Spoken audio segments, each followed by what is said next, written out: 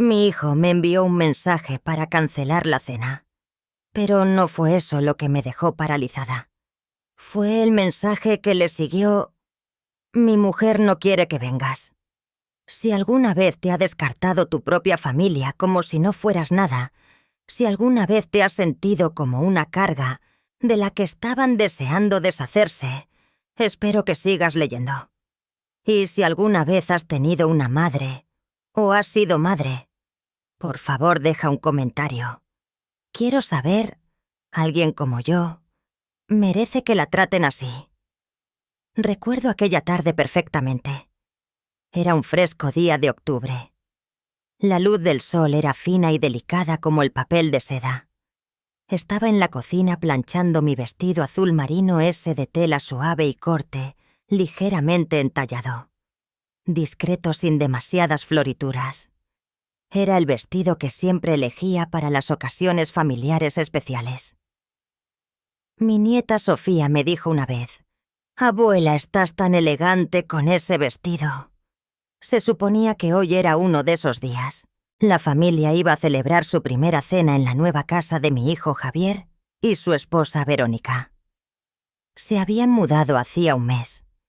Esa casa, para ser sincera, la había pagado yo en su mayor parte. «Es por el futuro de la familia», me había dicho Javier. Y yo le creí. Por aquel entonces todavía pensaba que todo lo que hacía era un acto de amor. Me puse el reloj que Jaime me regaló para nuestro 300º aniversario. El reloj que conservaba como si aún midiera el tiempo con él, a mi lado. Eran las 18:05. Tenía casi una hora para prepararme. Atravesé el salón. Mi mano rozó el sofá de cuero beige, alisando unas cuantas arrugas antes de detenerse en la estantería de madera llena de fotos Jaime y yo, el día de nuestra boda. Un joven Javier abrazando a su primer cachorro. Sofía con su toga de graduación. Aquellos momentos permanecían allí congelados en el tiempo sin saber que un día se cubrirían de polvo. De repente mi móvil vibró una vez. Miré la pantalla Javier. 18. Lo cogí, me puse las gafas de leer y abrí el mensaje. «Hola, mamá. Lo siento muchísimo, pero tenemos que cancelar la cena de esta noche. Un cambio de planes». Hice una pausa. Justo ayer me había escrito: «No te olvides a las 19, Cerro. Tenemos algo importante que contaros». Estaba a punto de responderle para preguntar qué había cambiado cuando... Antes de que pudiera, el móvil vibró de nuevo. Un nuevo mensaje del mismo número. «Verónica no quiere que vengas». Yo me hundí en el sillón. Un escalofrío me recorrió la espalda y se instaló en la base de mi nuca. No era porque la casa estuviera fría. Era porque en ese único instante lo comprendí. Ya no era bienvenida. Ni una llamada. Ni una explicación. Solo una simple frase, como si yo fuera una silla de más en la mesa del comedor. No lloré. Fue extraño. No estaba enfadada ni dolida.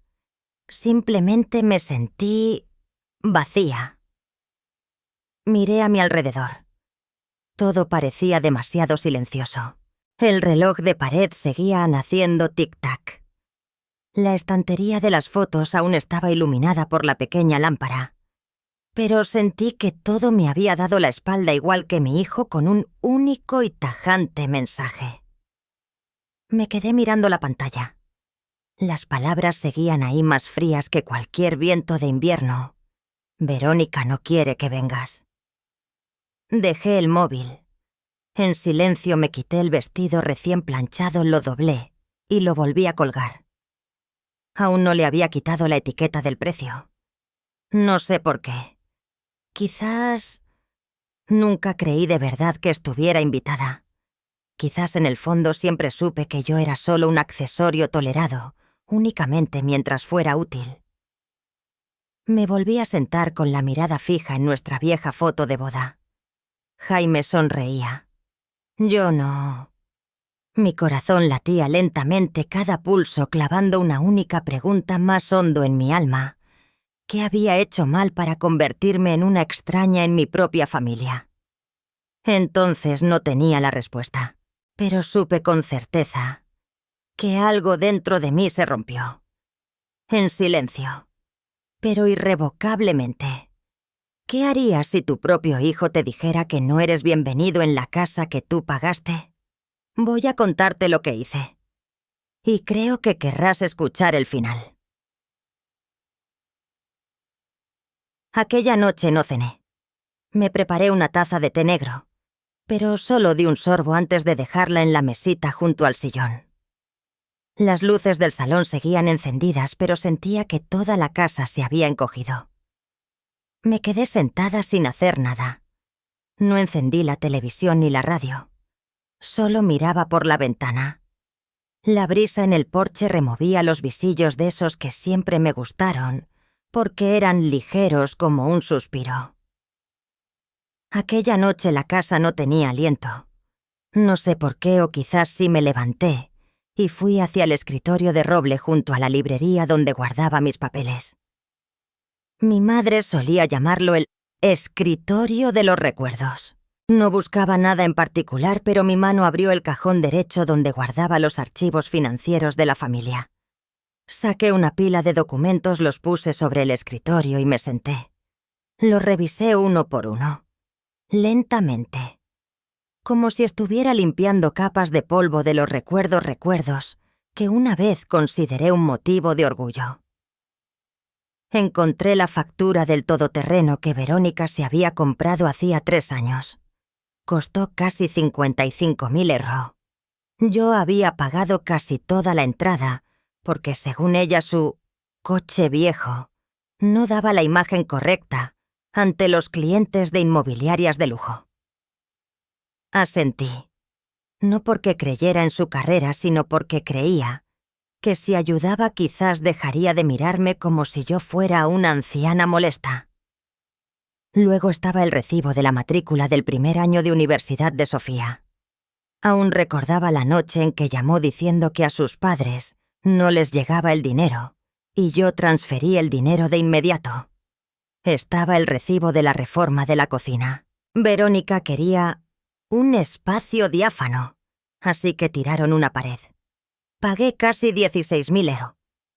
La dueña de mi antiguo piso vivió hasta los 92 años sin cambiar jamás su cocina. Y yo había pagado por cambiar una cocina para alguien que ni siquiera me invitaba a comer.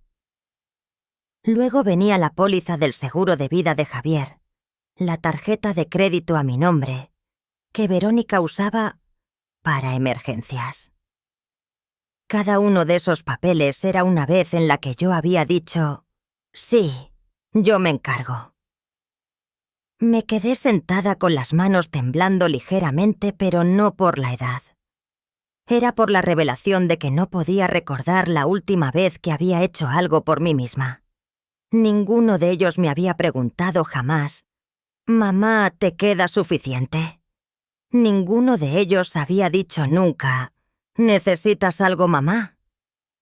Me levanté, fui al cajón de abajo y saqué un libro de contabilidad negro, de tapa dura, el que usaba para registrar mis gastos mensuales.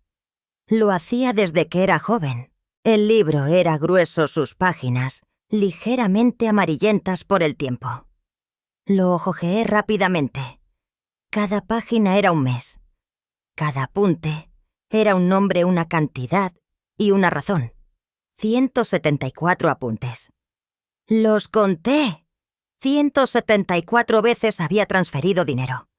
174 razones por las que pensé, si soy lo bastante buena, me necesitarán. Cogí unas tijeras del cajón del escritorio. Sin dudar, sin pensarlo 2 veces. Corté el libro de contabilidad por la mitad. Las hojas se atascaron en el grueso fajo de papel del centro y tuve que usar las 2 manos para forzarlas a pasar. El sonido del papel rasgándose no fue fuerte, pero para mí sonó como el romperse de unos grilletes.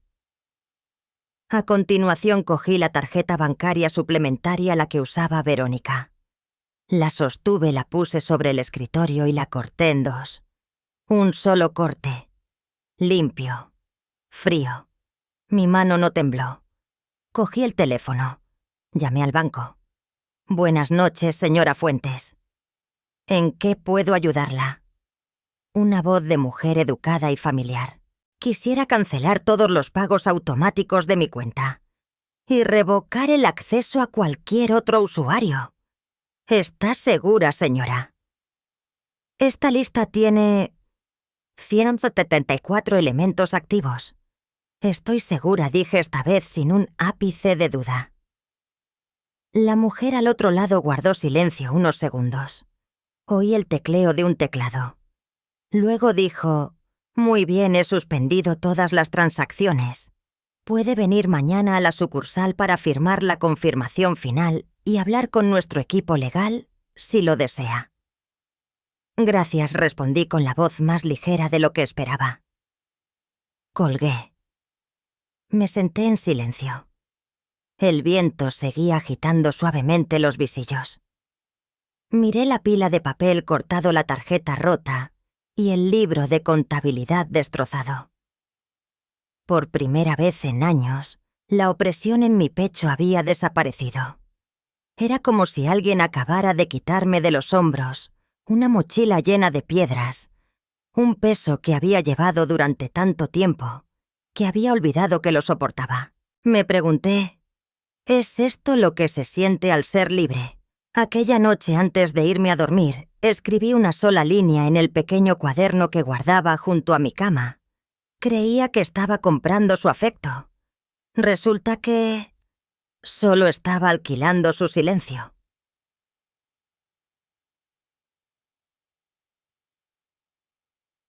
A la mañana siguiente, fui al despacho del abogado.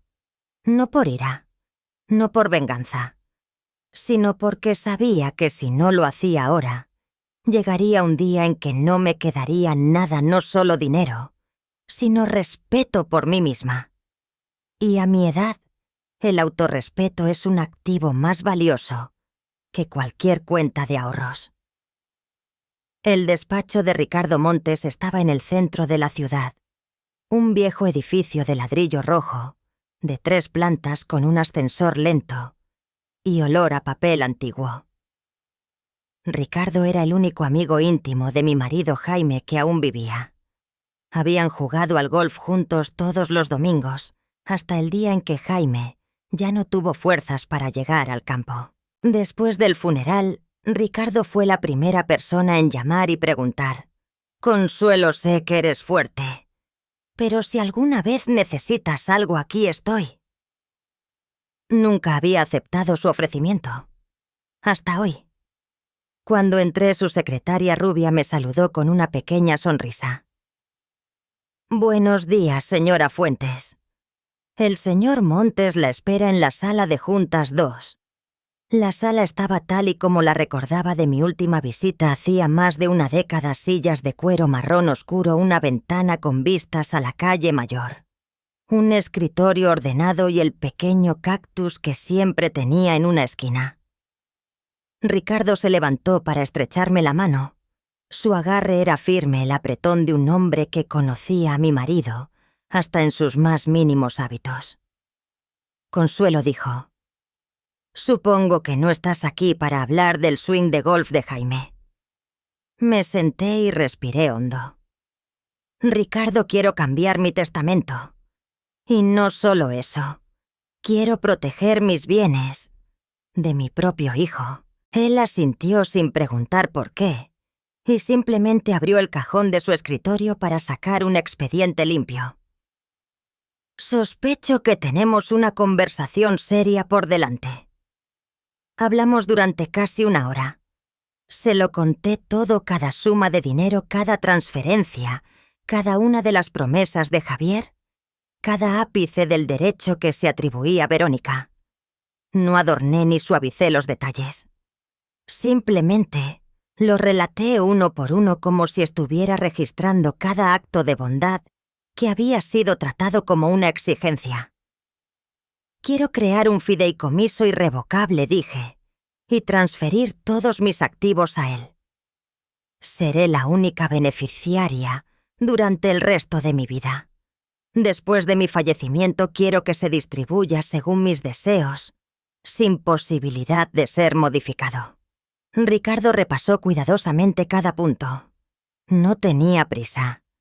Era el tipo de hombre que nunca ponía la pluma sobre el papel hasta estar seguro de que entendías cada consecuencia. ¿Y la distribución de los activos?, preguntó. No tardé mucho en decidir. Sofía se lleva el 60%, dije. Es la única de la familia que nunca me ha pedido un céntimo. Ricardo tomó nota. El resto, continué, se dividirá a partes iguales entre 3 lugares: la biblioteca municipal, la residencia de ancianos San Martín y un fondo de becas para mujeres jóvenes, sin recursos de zonas rurales. Y Javier y Verónica. Quiero que reciban exactamente nada. Ricardo levantó la vista. Sus ojos no mostraban sorpresa, pero tampoco frialdad. ¿Estás segura, Consuelo? Es un paso muy importante. Asentí. No es porque quiera darles una lección. Es porque me niego a que me conviertan en una lección para ellos. Imprimimos los documentos, 3 copias. Ricardo leyó cada cláusula, cada activo listado, cuentas bancarias. La casa, terrenos, acciones, bonos del Estado, fondos de jubilación. Escuché con atención. Luego cogí el bolígrafo. Cuando mi mano tembló por primera vez, dejé el bolígrafo. Ricardo no dijo nada, solo me sirvió más agua en el vaso. Respiré hondo y luego firmé cada página. Cada trazo del bolígrafo se sentía como un paso para alejarme de la sombra de la madre sufridora que solía ser.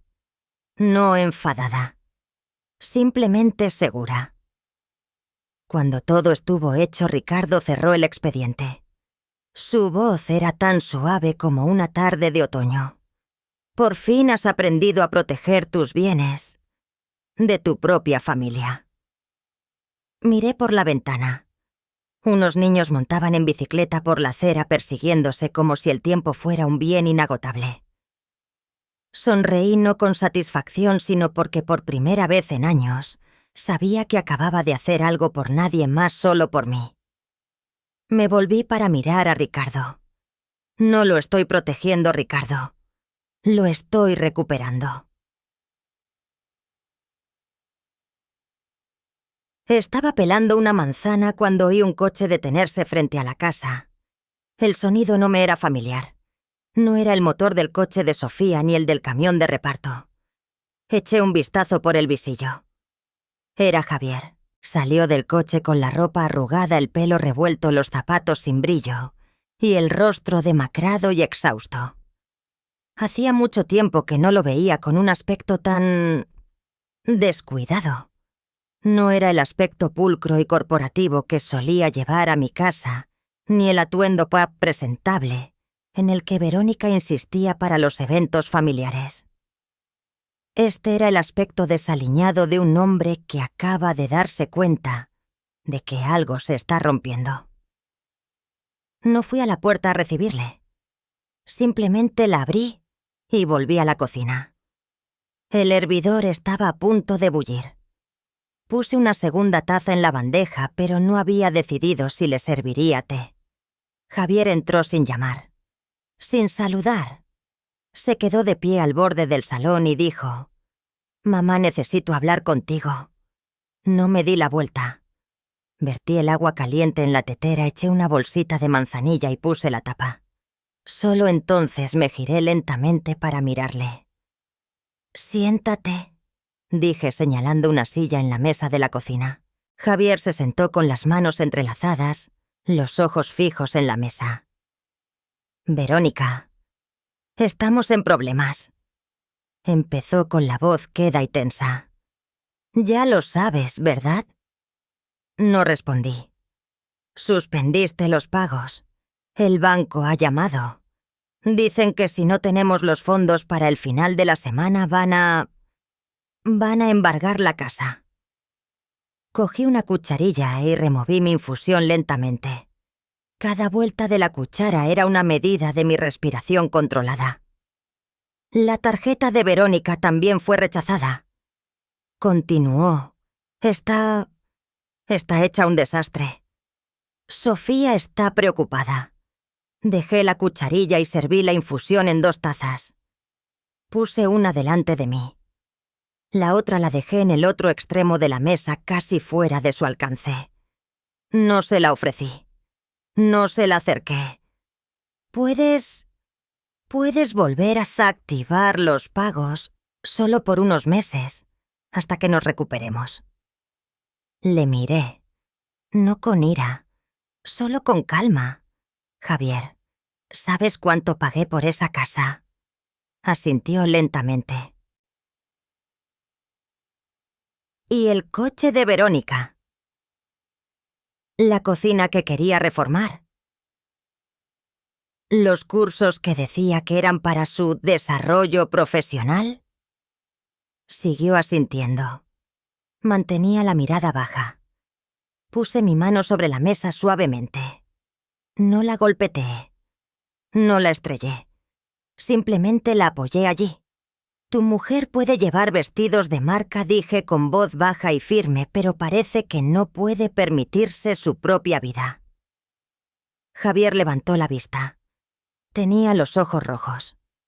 Pero no discutió. Lo siento, dijo. De verdad que lo siento. Nosotros no pensamos que se llegaría a esto. Asentí. Estoy segura de que no. Pero tampoco me preguntaste nunca cómo me sentía yo. El silencio llenó la cocina, roto solo por el suave crepitar de la tetera al enfriarse. Miré directamente a mi hijo, el niño que una vez se aferró a mi pierna en el hospital, que me pedía que le atara los cordones, que gritaba «¡Mamá!» cada vez que se metían con él.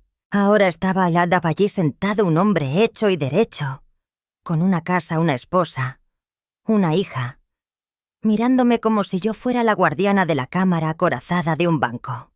Antes era tu madre, dije con voz uniforme pero clara. Pero ahora solo soy tu banquera. Javier abrió la boca, pero no salió nada, porque no quedaba nada que decir. Supe que algo iba mal cuando vi los 3 coches aparcados enfrente. Un todoterreno negro, el de Verónica. Un sedán plateado familiar, el de su hermana y su cuñado. Y una extraña furgoneta que supuse que pertenecía a alguien.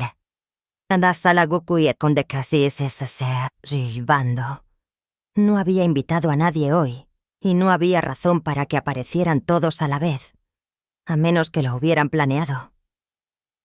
Me quedé dentro, detrás de la puerta de roble, con un paño de cocina todavía en la mano, observando a través de una rendija en los visillos. Verónica fue la primera en salir, un vestido blanco, ajustado, el pelo perfectamente peinado, y la sonrisa forzada que le había visto cada vez que quería algo de mí.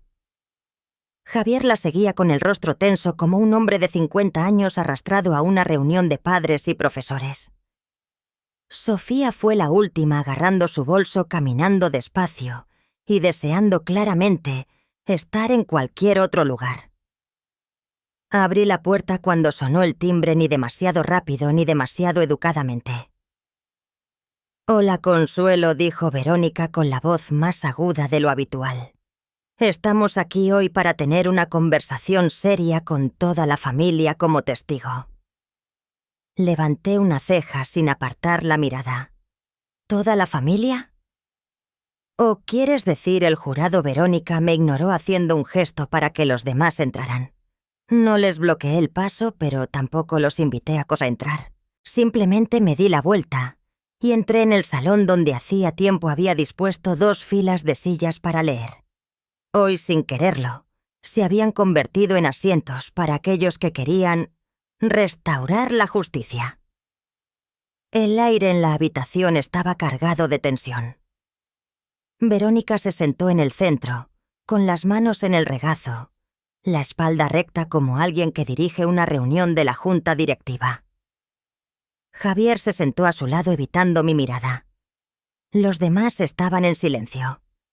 Sofía eligió un asiento en el extremo aferrada a su bolso con el abrigo todavía puesto. «Estamos aquí», comenzó Verónica, «porque has suspendido todos los pagos, poniendo a esta familia en riesgo de perder nuestra casa, nuestros coches, todo. Eso no es justo». Me quedé quieta sin reaccionar. Quería escucharlo todo. «Entiendo», continuó, «que tengas tus razones. Quizás sea un malentendido, quizás alguien dijo algo que te molestó. Pero hoy he traído un documento, un poder notarial que firmaste hace tiempo, dándonos a Javier y a mí el derecho a gestionar tus bienes, si ya no estuvieras mentalmente capacitada». Sacó un papel plastificado de su bolso, algo que nunca había visto en esa forma. «Queremos que firmes la escritura de la casa como acordaste hacer originalmente». Miré el papel.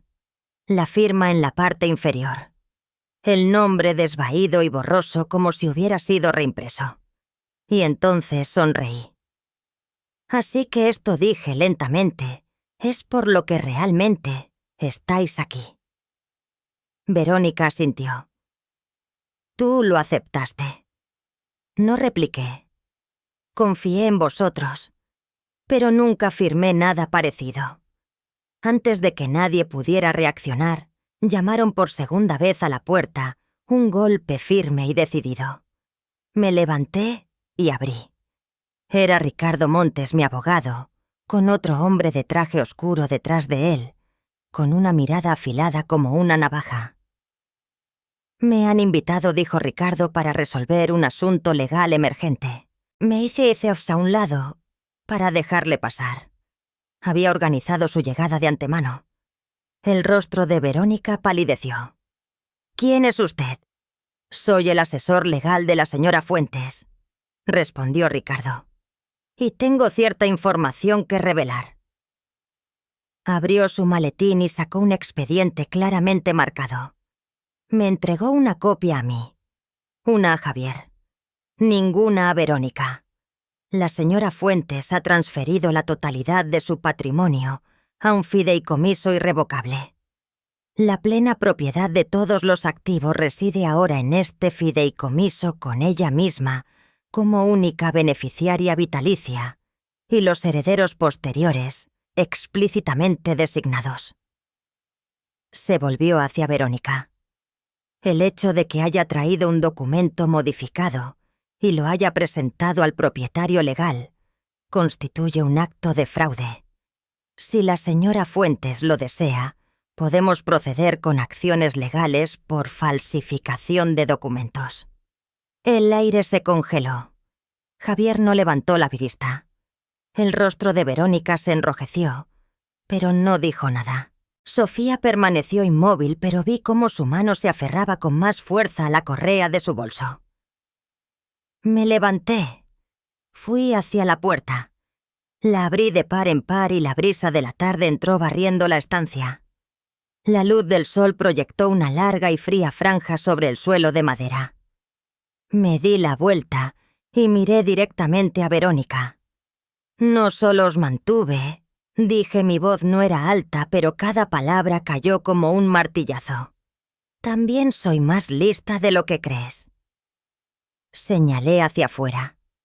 Fuera de mi casa.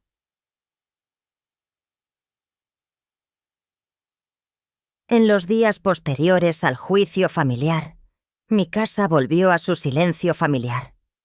No más taconeo de Verónica en el parqué, no más portazos del coche de Javier. Al marcharse apresuradamente, no más presencias silenciosas y fuera de lugar de personas a las que me veía obligada a llamar familia. Solo yo, los gorriones al otro lado de mi ventana, y mi taza de manzanilla matutina. Y luego estaba Sofía. Llamó a mi puerta un jueves por la tarde, sin prisa, sin furtividad. Solo un suave golpe, como si supiera que no esperaba a nadie, pero aún así tuviera esperanza. Abrí la puerta. Sofía estaba allí con una vieja bolsa de lona no muy llena, el pelo recogido en un moño desordenado, vistiendo una fina chaqueta vaquera. No dijo, «Lo siento», ni se apresuró a abrazarme, lo que, para mi alivio, hizo más fácil respirar. «¿Puedo quedarme contigo un tiempo?», preguntó. «Es que las cosas en casa no están precisamente tranquilas ahora mismo». Asentí y abrí más la puerta. Le di a Sofía la habitación de arriba, la que tiene la ventana que da al jardín. Había sido la habitación de Javier de niño, luego una habitación de invitados. Últimamente solo se usaba para guardar mantas extra y algunos regalos de Navidad sin abrir. Sofía la limpió en una tarde y dijo, «Me encanta la luz que hay aquí». No hablamos mucho los primeros días. Solo cenábamos juntas el caldo de pollo que siempre preparaba cuando alguien en casa estaba enfermo, aunque esta vez nadie lo estaba. A la mañana siguiente, Sofía se despertó temprano. Cuando salí al porche desde la cocina ya estaba regando las plantas, usando la misma regadera que guardaba detrás del armario de madera esa, que nadie más recordaba.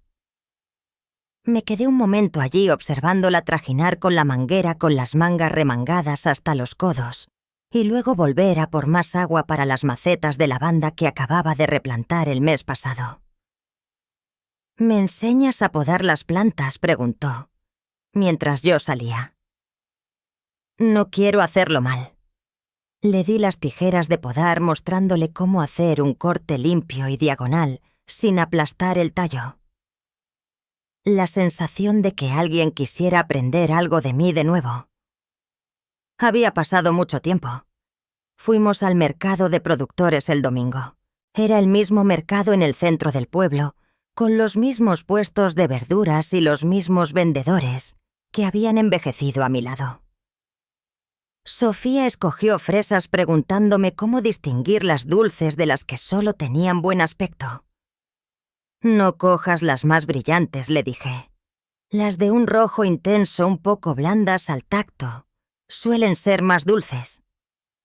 Sofía me miró como si le acabara de enseñar algo más importante que cualquier lección de la escuela.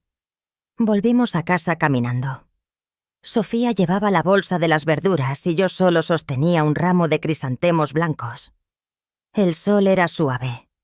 La brisa era la justa para hacer bailar las hojas. Nadie tenía prisa. No había silencios incómodos. Solo dos personas caminando una al lado de la otra. Aquella tarde preparé una infusión manzanilla sin azúcar y la saqué al porche. Sofía estaba leyendo un libro. Dejé la bandeja en la mesita y serví. Me miró no sonriendo, pero sus ojos eran cálidos. «No tienes que darme dinero», dijo en voz baja. «Solo cuéntame las historias de antes».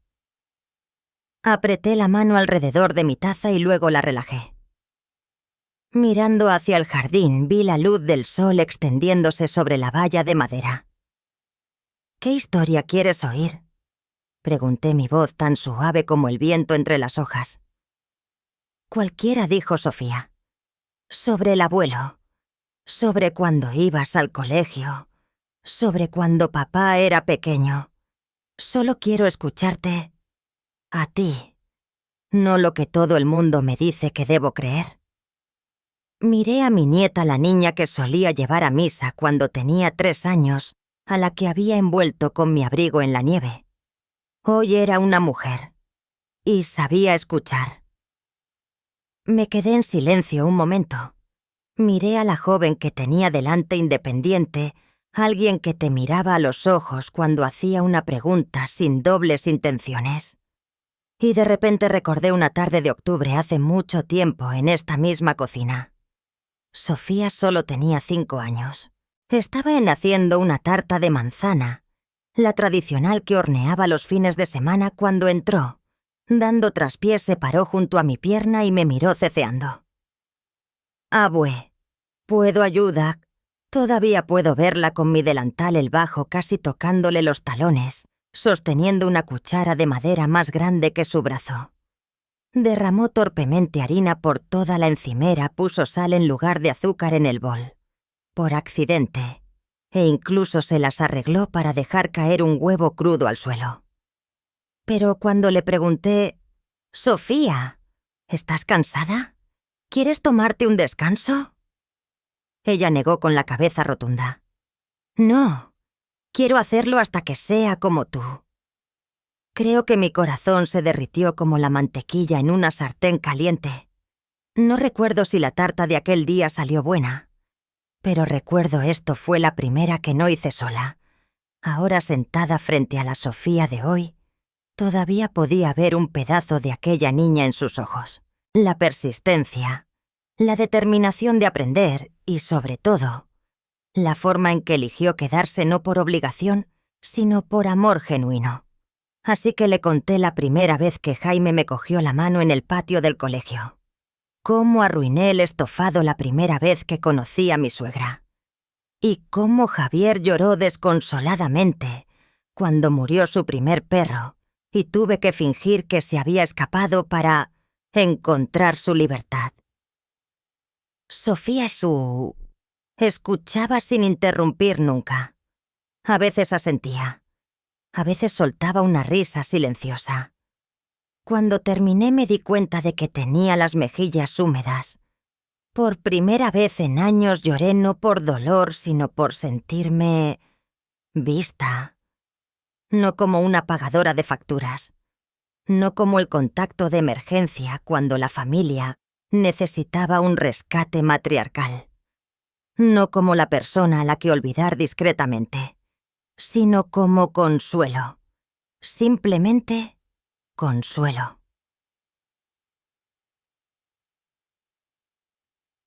La mañana estaba nublada. No llovía, pero el cielo estaba cubierto por un espeso manto gris. Me gustan las mañanas así. Ni demasiado frías, ni demasiado luminosas, con algo que te hace reducir la velocidad de forma natural, tus pasos, tu respiración y tus pensamientos. Estaba sentada en el porche con una taza de té en las manos, viendo cómo los arces se teñían de oro con la estación. Sofía ya se había ido a trabajar.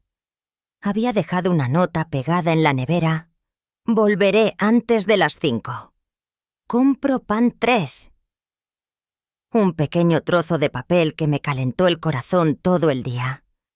No había dado el primer sorbo cuando oí un coche frenar bruscamente en la calle. No necesité mirar para saber quién era. El todoterreno de Verónica siempre llevaba un aire de emergencia. El tipo de persona que solo aparece cuando las cosas ya no están bajo su control. Salió del coche y se dirigió a la puerta a los tacones de sus zapatos, golpeando los escalones del porche, como si intentaran romper la madera. No me levanté, solo dejé la taza, me protegí la cara de la brisa con la mano y la miré directamente. «Pareces muy cómoda», empezó Verónica saltándose cualquier saludo.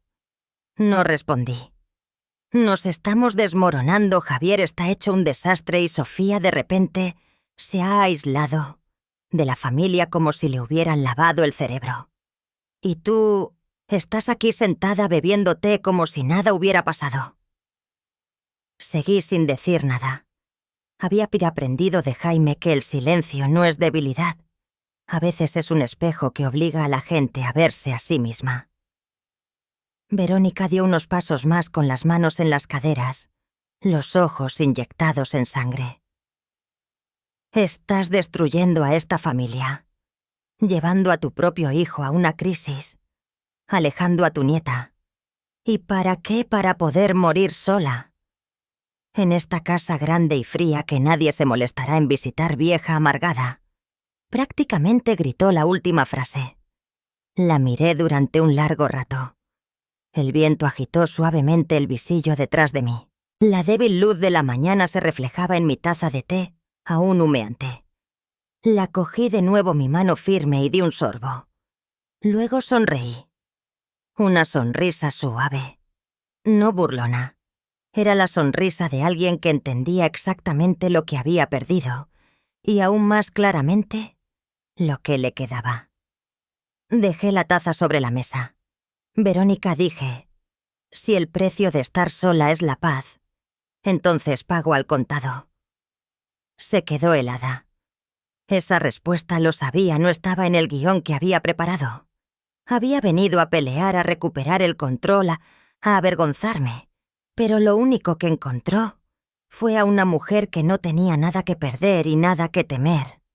Te arrepentirás de esto. Acuérdate de lo que te digo, dijo su voz más baja esta vez. No un grito, no enfadada.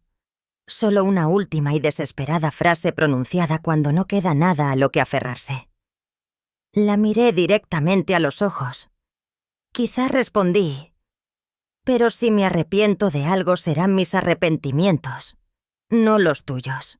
Verónica se quedó allí unos segundos más, luego se dio la vuelta y se marchó. Sus tacones seguían golpeando cada escalón, pero esta vez el sonido no resonó con tanta fuerza. La puerta del coche se cerró de un portazo. El motor rugió. El todoterreno salió marcha atrás rápidamente del camino de entrada, sus neumáticos escupiendo grava, dejando una cicatriz blanca y polvorienta. Cogí mi taza y bebí el último sorbo. El té ya estaba frío. Pero dentro de mí algo más estaba calentando, la sensación de estar, por fin, de mi propio lado. Sofía llegó a casa más tarde de lo habitual esa noche. Yo estaba sentada en el salón hojeando viejas revistas de jardinería con los ojos cansados, pero sin ganas de dormir. Fuera estaba oscuro como boca de lobo y el viento había empezado a aullar sobre el tejado. Cuando oí abrirse la puerta y los pasos familiares supe que algo iba mal. Sofía no entró con su habitual «Ya estoy en casa». Cerró la puerta suavemente, se quitó los zapatos despacio y no fue directamente a la cocina o al baño. Entró directamente en el salón, todavía con el abrigo puesto, sosteniendo un papel doblado. «¿Aún estás despierta?», preguntó en voz baja. «Hace más frío que otros días», respondí, dejando la revista a un lado. No podía dormir. Sofía se sentó en la silla frente a mí. Puso el papel sobre la mesa de centro, pero no lo abrió. Solo me miró. Una mirada extraña, ni tímida ni temerosa. Era la mirada de alguien que tiene que elegir entre preservar el pasado y revelar la verdad. «Tengo que contarte algo, abuela», empezó su voz, firme pero baja. «Algo que debería haberte contado hace mucho tiempo». No la presioné, no la apuré.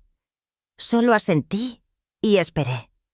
«Hace aproximadamente un año», continuó, «mis padres tuvieron problemas económicos. Verónica perdió su comisión en 3 grandes ventas y papá hizo una mala inversión en una propiedad. Empezaron a entrar en pánico». Asentí lentamente. Recordaba las repentinas peticiones de dinero por aquella época. Pero no interrumpí. En aquel entonces necesitaban un préstamo grande. Y usaron tu nombre, específicamente tu información personal, tus antiguos registros como coaval y documentos de cuando aún tenías bienes en común con papá. Ellos presentaron una solicitud de préstamo al banco contigo como avalista. Mi corazón dio un vuelco. Me enteré porque vi por accidente el correo de confirmación del banco en el ordenador de mamá, dijo Sofía mirándome directamente. Al principio pensé que debía ser un error, pero luego supe que no lo era. Permanecí en silencio. Yo me callé, susurró Sofía, porque tenía miedo. Miedo de que si decía algo me culparían o me impedirían verte. Conozco a mis padres lo suficiente como para entender que cuando necesitan dinero harán cualquier cosa para mantenerte cerca. No por amor, sino por necesidad. Exhalé suavemente poniendo una mano en mi rodilla para mantenerla firme. Pero ahora, dijo Sofía, elijo lo que es correcto. Empujó el papel sobre la mesa hacia mí. Lo abrí. Era una copia de una solicitud de préstamo con las palabras «Avalista Consuelo Fuentes», firmada con una firma escaneada de un documento antiguo. No me sorprendió. Había intuido algo así durante un tiempo, pero nunca tuve pruebas. Solo miré a mi nieta, una joven que había vivido entre dos mundos, uno con padres que usaban la apariencia de afecto para manipular, y otro con una abuela que era silenciosa, resistente, y ahora finalmente se estaba liberando. «Sabía que verías esto algún día», dijo Sofía. «Pero no quería que te enteraras por ellos. Quería que te lo contara yo». Asentí. «Gracias», dije con la voz ligeramente quebrada. «No porque me lo hayas contado miré a Sofía, sino porque no te convertiste en ellos». Después de un largo momento, Sofía preguntó: «¿Estás enfadada conmigo?» Negué con la cabeza. «No, Sofía, no estoy enfadada. Solo lamento que tuvieras que vivir con ese miedo cuando eras demasiado joven para soportarlo». Nunca pensé que iría a Italia y mucho menos a la Toscana a mi edad. Cuando vivía Jaime siempre solía decir: «Cuando nos jubilemos te llevaré a Italia. Beberemos vino en un viñedo y aprenderás a hacer una lasaña como Dios manda».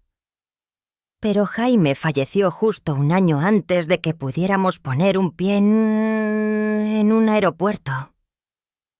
Doblé los folletos de viaje, los guardé en un cajón y nunca me atreví a abrirlos de nuevo. Hasta ahora. Fue Sofía quien me animó a ir. Una semana después de confesar lo de mi nombre en el préstamo bancario, llegó a casa con una pila de folletos de viaje, páginas impresas, con fotos de la región de Chianti, Florencia, calles empedradas y agroturismos enclavados en las colinas. «Dijiste que el abuelo y tú queríais venir aquí, ¿verdad?», preguntó sentada en la mesa de la cocina señalando una foto de un viñedo bañado por el sol. «Sí, pero eso fue hace mucho tiempo», respondí sin mirar el papel. «Si es una historia antigua, podemos convertirla en una nueva», sonrió Sofía. Y no sé qué me hizo asentir. Quizás fue la mirada en sus ojos. Quizás fue la sensación de ligereza después de tanta agitación. O quizás por primera vez en décadas querías hacer algo enteramente por mí misma. 3 semanas después, aquí estaba sentada en un viñedo en la Toscana con colinas ondulantes como un manto de terciopelo en la distancia. El sol era suave y el aire olía a heno y a tierra. Llevaba un vestido de algodón blanco y zapatos de suela blanda, el pelo recogido pulcramente. Sofía estaba sentada frente a mí junto a 2 nuevas amigas, Marlene y June, de nuestro grupo turístico. Acabábamos de terminar una cata de vinos, o más bien habíamos estado escuchando a un joven guía italiano contar historias en un inglés encantadoramente chapurreado que hacía reír a todo el mundo. Sofía traducía algunas de las partes más confusas y yo solo asentía y sonreía, porque aquí entenderlo todo no parecía importar. Estaba sirviéndome un poco más de vino en la copa cuando mi móvil vibró. No había traído mucha tecnología conmigo, solo un teléfono antiguo, suficiente para llamadas y mensajes. Incluso había desactivado todas las notificaciones de redes sociales hacía mucho tiempo. Y sin embargo, el nombre seguía parpadeando en la pantalla: Javier. Mi mano se detuvo. La mesa seguía bulliendo de risas. Sofía estaba contando una historia sobre cómo nuestro autobús turístico casi se pierde esa mañana. Todos escuchaban como si fuera una gran aventura. Solo yo me había quedado en silencio. Me quedé mirando la pantalla. El nombre de mi hijo 6 letras familiares que había escrito miles de veces en formularios escolares, etiquetas de ropa y tarjetas de cumpleaños. Lo miré así durante quizás 5 segundos. O quizás toda una vida. Luego presioné suavemente el botón para silenciar el timbre.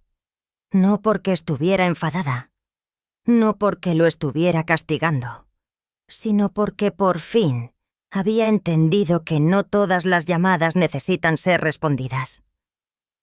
Dejé el móvil y serví el resto del vino en mi copa.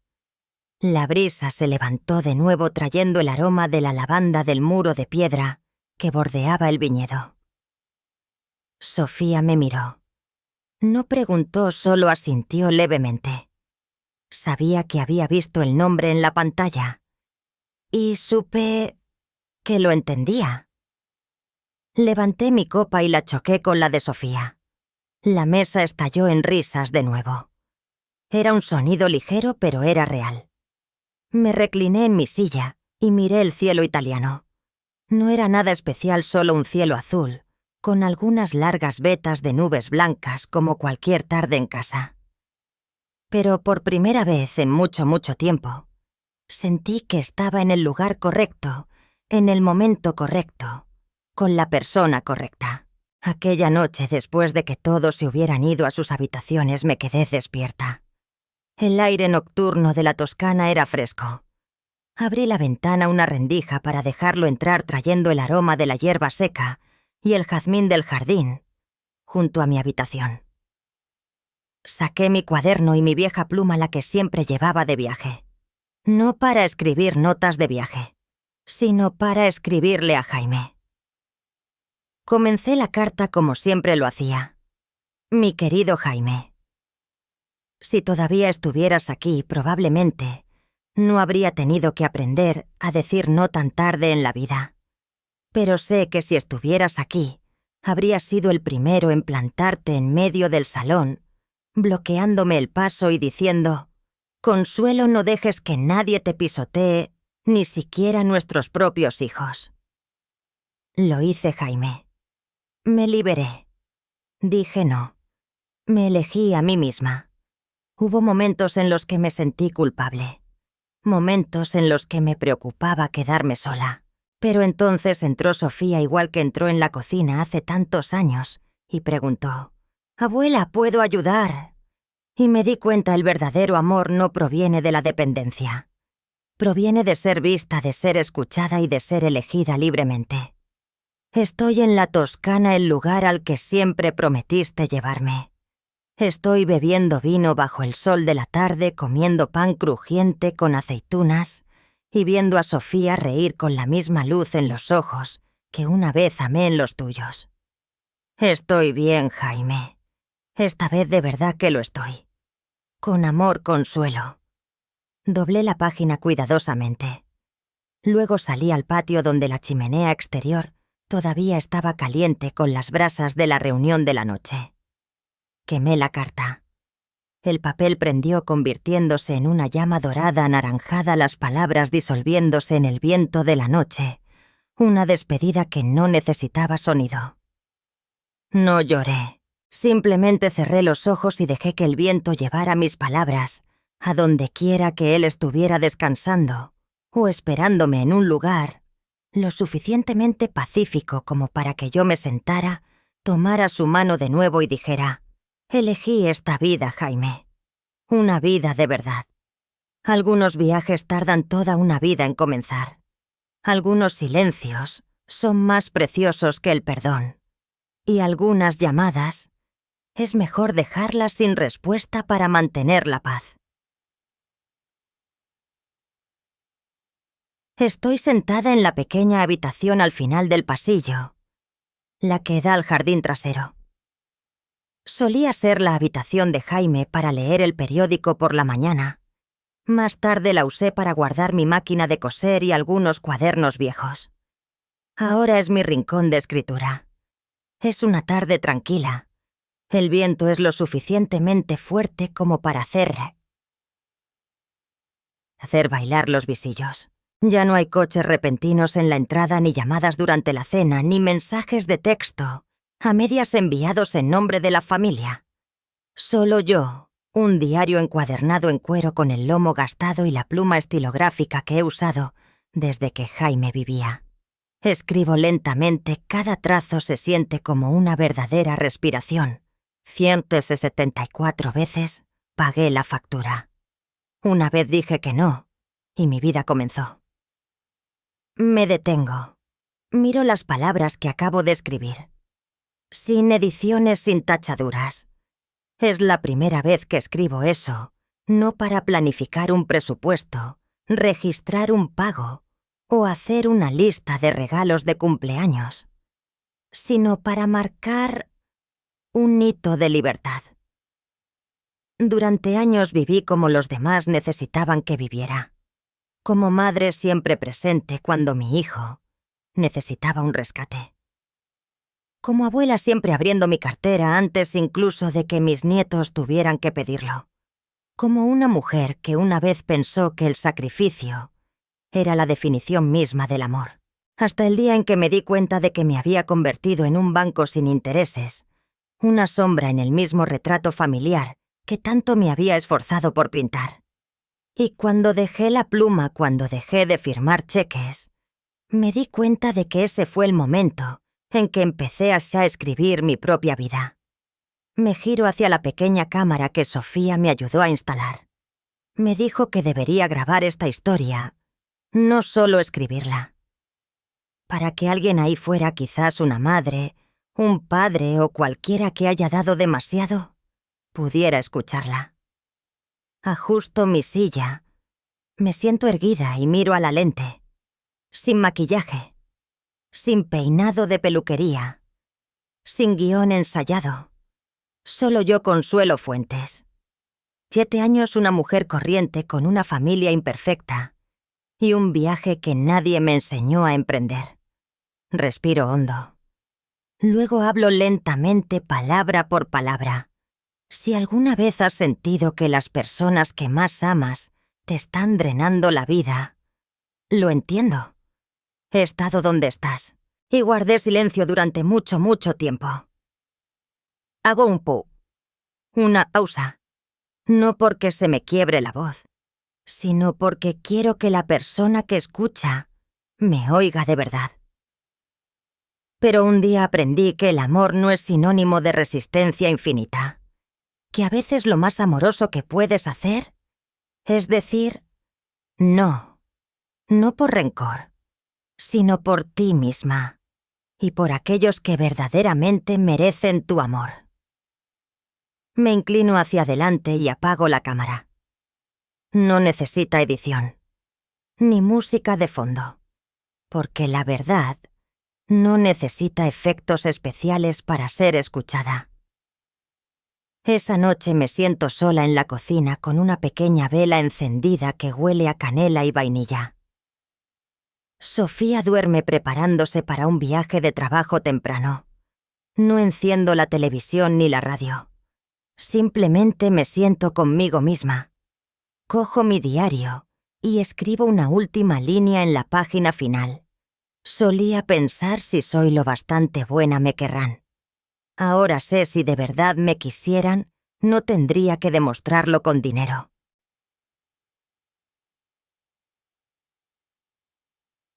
Si todavía estás aquí escuchando estas últimas palabras, déjame darte las gracias. No por seguir mi historia, sino por darme algo que había perdido durante muchos años, un oído atento. No soy especial. No soy más rica ni más sabia que nadie. Y ciertamente fui tan ingenua como muchas mujeres de mi generación. Mujeres que amaron sin condiciones, se sacrificaron sin exigir reconocimiento, y siempre creyeron que el silencio era una forma de elegancia. Ahora que las aguas han vuelto a su cauce, solo quiero deciros esto especialmente a las mujeres de 50, 60 o incluso 70 años como yo. No le debéis vuestra vida a nadie. No tenéis que cargar con la deuda emocional de nadie más, simplemente porque sea vuestro hijo, vuestro marido, vuestro nieto. No tenéis que rescatar a nadie de sus propios errores, con vuestro dinero, vuestro tiempo o vuestro propio agotamiento. No tenéis que morir en silencio para que otros puedan vivir haciendo más ruido. Y no tenéis que demostrar vuestra valía dándolo todo solo para recibir unas pocas palabras de agradecimiento condicional. Tardé demasiados años en entender algo que debería haber sido simple. El amor no es sinónimo de privación. Y la bondad sin límites se convierte en una trampa que los demás inconscientemente te pondrán.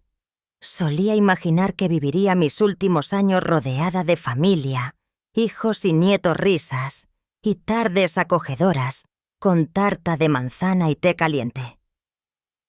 Lo que obtuve en cambio fueron llamadas que solo llegaban cuando una tarjeta de crédito era rechazada o un préstamo estaba vencido. ¿Y sabéis qué? Una familia no tiene que estar en bancarrota financiera para ser tóxica. Solo necesita estar en bancarrota de respeto. Sé que algunos me llamarán egoísta, fría o una vieja terca. Y ya no me importa. Porque cuando has llegado al final de un círculo de sacrificio, sin haber sido vista jamás salir de ese círculo, no es traición, es supervivencia. Escribo estas palabras en este diario para cualquiera que necesite oírlas. Quizás seas tú, quizás sea una madre, leyendo esto en una noche de insomnio, o una abuela secándose las lágrimas, después de que su nuera le dijera que no fuera de visita. Quiero que sepas, nunca es demasiado tarde para elegirte a ti misma. Tengas 60, 70 o incluso 80 años, todavía tienes derecho a empezar de nuevo. Quizás no puedas viajar tan lejos como yo, volar a la Toscana, contratar a un abogado llamado Ricardo o tener una nieta llamada Sofía. Pero puedes empezar con una pregunta. ¿Estoy viviendo una vida que es fiel a mis propios valores? Si la respuesta es no, entonces espero que empieces a hacer un cambio, aunque sea pequeño. Di no a una petición injusta. Tómate un día para pensar solo en ti. Compra un libro que solo tú quieras leer. Termina una llamada telefónica cuando sientas que te están utilizando. Porque la primera libertad siempre empieza por rechazar lo que te causa dolor. Y si mi historia ha resonado contigo, si te has visto en ella, por favor, deja un mensaje, un comentario. No por mí, sino por las otras mujeres que puedan estar leyendo. ¿Quién sabe? En uno de vuestros pensamientos compartidos, otra persona podría encontrarse a sí misma. ¿Alguna vez has tenido que mantener unida a una familia cuando nadie te sostenía a ti? ¿Alguna vez has dicho no, aunque solo sea una vez, para protegerte? Si lo has hecho, espero que lo compartas. Estaré leyendo. Y creo que otras como yo también lo estarán. Porque cuando empezamos a decir la verdad, empezamos a vivirla. Consuelo, 77 años. Una madre. Una mujer que una vez guardó silencio. Y que ahora ya no.